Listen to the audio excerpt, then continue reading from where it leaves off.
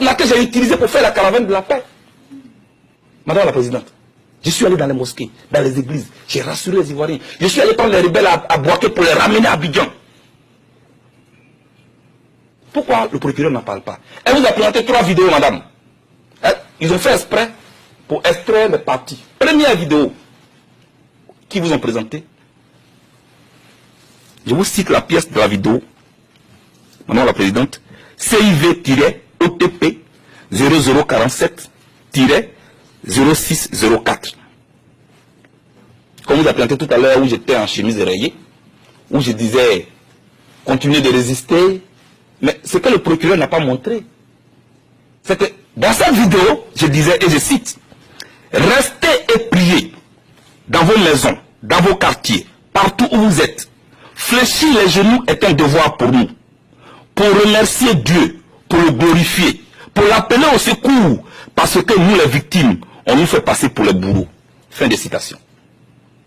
Quelqu'un qui a distribué des armes en pleine guerre, il ne demande pas à ses partisans d'aller prier.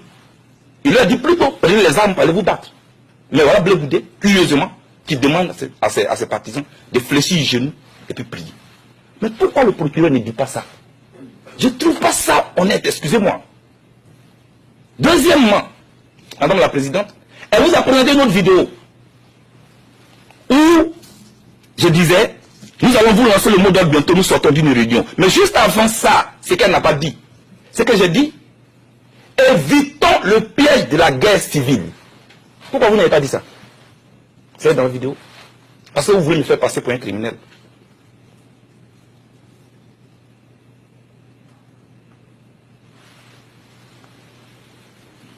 Madame la Présidente, j'ai mal. Je vous le dis sincèrement, pas de la manipulation comme on veut le faire croire, mais j'ai mal. J'ai tellement mal que je voudrais encore vous dire, le procureur dit, Blé Goudé a dit, vous êtes devant, donc ne regardez pas derrière. Dans cette salle-là, ça a été dit. Hein. Donc cela veut dire, ne vous occupez pas des crimes passés. Ce n'est pas vrai, madame. Nous étions à un rassemblement où les gens étaient nombreux. Donc j'ai voulu dire aux jeunes qui étaient là, vous êtes tellement nombreux, mais vous ne voyez pas derrière. C'est parce que vous ne pouvez pas voir derrière, sinon nous sommes très nombreux. Abidjan, on dit, à connaître pas, à demander. Demandez-moi, je vais vous expliquer. Pourquoi vous vous compliquez la tâche comme ça? Pour aller chercher des attestations de bourse, tout ça. Demandez-moi, je vais vous dire. C'est pas la peine de raconter des choses comme ça.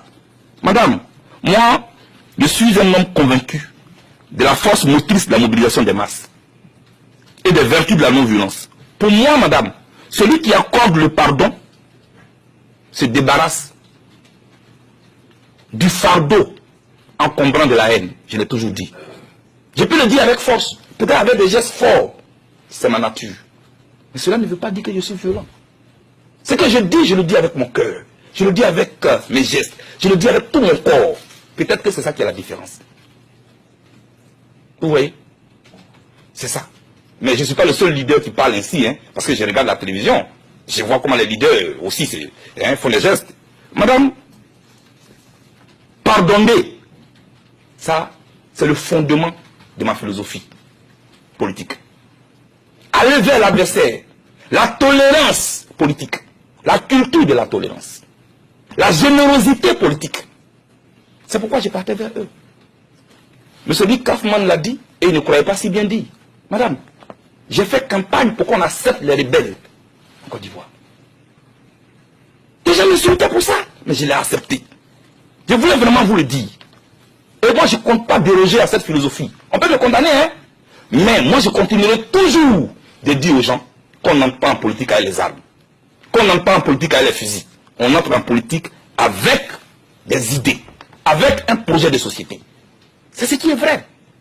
Alors, madame, moi, je voudrais vous dire, madame la présidente, ce qui suit.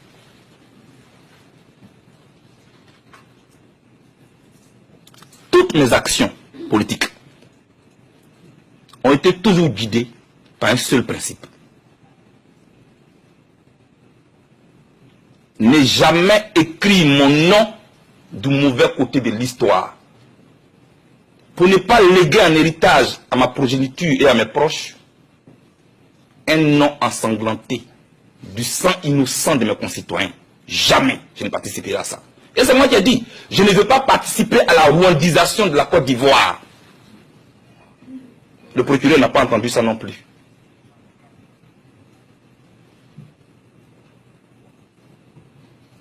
Madame la Présidente, le nom Blé Goudé ne m'appartient plus. Ça appartient aux Ivoiriens, ça appartient aux Africains. Alors j'ai toujours dit, ce qui doit gâter mon nom doit avoir un nom. Ce qui doit gâter mon nom doit avoir un nom.